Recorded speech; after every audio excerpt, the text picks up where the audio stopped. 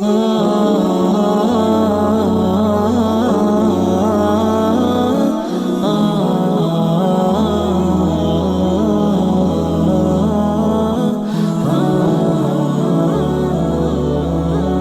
اللہ الرحمن الرحیم۔ ناظرین، حضرت علی کرم اللہ وجہ کریم ابو جہل کی بیٹی سے شادی کیوں کرنا چاہتے تھے؟ کیا یہ بات حقیقت ہے کہ حضرت علی کرم اللہ وجہ کریم اور ابو جہل کی بیٹی حضرت جویریہ رضی اللہ تعالیٰ عنہ سے شادی کرنا چاہتے تھے؟ حضور نبی کریم صلی اللہ علیہ وسلم نے حضرت علی کرم اللہ وجہ کریم کے لیے دوسری شادی کیوں حرام قرار دی تھی؟ اسلام میں تو 4 شادیوں کی اجازت ہے، تو حضرت فاطمہ الزہرا سلام اللہ علیہ کی زندگی میں حضرت علی کرم اللہ وجہ کریم نے دوسری شادی کرنی چاہی تو رسول اکرم صلی اللہ علیہ وسلم نے آپ کو دوسری شادی سے کیوں روک دیا؟ کیا ارشاد فرمایا ابو جہل کی بیٹی کے خانہ ادا اہل بیت میں آ جانے سے اگر اسلام کو کوئی خطرہ تھا تو کیا حضرت ام حبیبہ رضی اللہ تعالیٰ عنہ بھی بن ابی سفیان کے حرم و رسالت میں داخل ہونے سے وہی خطرہ نہ تھا؟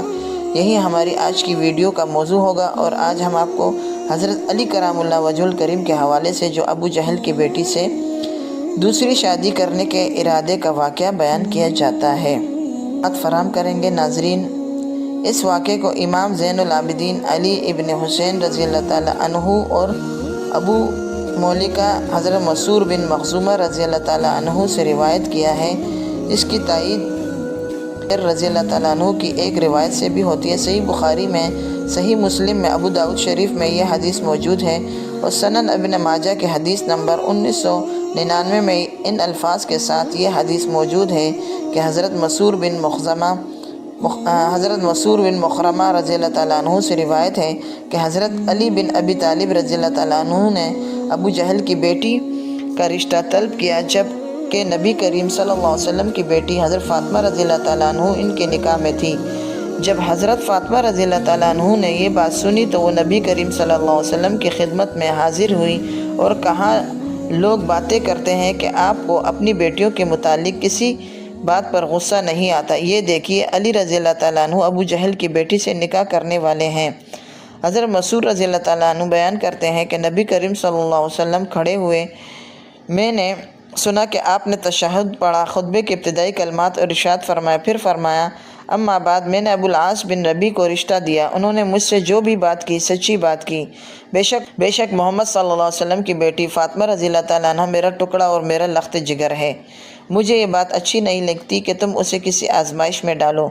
قسم ہے اللہ کے رسول کی بیٹی اور اللہ کے دشمن کی بیٹی کبھی ایک آدمی کے پاس اس کے نکاح میں جمع نہیں ہوں گی۔ راوی نے بیان کیا، چنانچہ حضرت علی رضی اللہ تعالیٰ عنہ اس رشتے سے دستبردار ہو گئے۔ ناظرین، اس واقعے کی تفصیل یہ ہے کہ فتح مکہ کے بعد جب ابو جہل کا خاندان مسلمان ہو گیا تو حضرت علی رضی اللہ تعالیٰ عنہ نے اس کی بیٹی سے، جس کا نام کسی نے جویریہ، کسی نے غورہ اور کسی نے جمیلہ بیان کیا ہے، نکاح کرنا چاہا۔ لڑکی کے خاندان والوں نے کہا کہ ہم رسول اکرم صلی اللہ علیہ وسلم کی بیٹی پر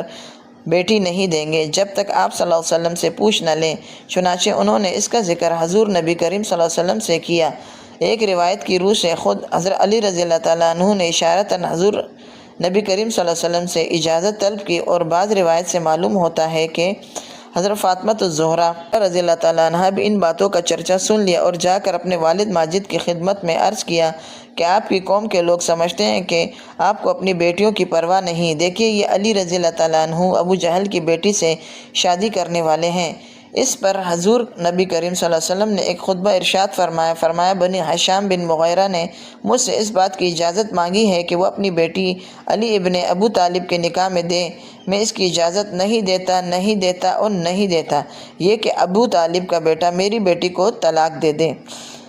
ان کی بیٹی سے نکاح کر لے، میری بیٹی میرا ٹکڑا ہے، جو کچھ اسے ناگوار ہوگا وہ مجھے ناگوار ہوگا، اور جو چیز اسے تکلیف دے گی وہ مجھے تکلیف دے گی، میں حلال کو حرام اور حرام کو حلال نہیں کرتا، مگر خدا کی قسم اللہ کے رسول کی بیٹی اللہ کے دشمن کی بیٹی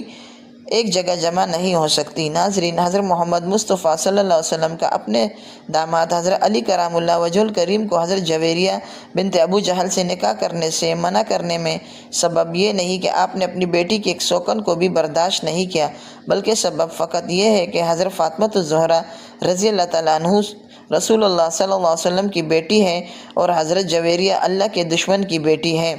اور شریعت میں رسول اکرم صلی اللہ علیہ وسلم کی بیٹی اور اللہ کے دشمن کی بیٹی دونوں کو ایک شخص کے نکاح میں بیک وقت جمع کرنا جائز نہیں۔ اس لیے صحیح بخاری میں ہی اسی موقع پر رسول اکرم صلی اللہ علیہ وسلم کا یہ فرمان موجود ہے کہ بلا شبہ میں حلال کو حرام نہیں کرتا اور نہ ہی حرام کو حلال کرتا ہوں، مگر باخدا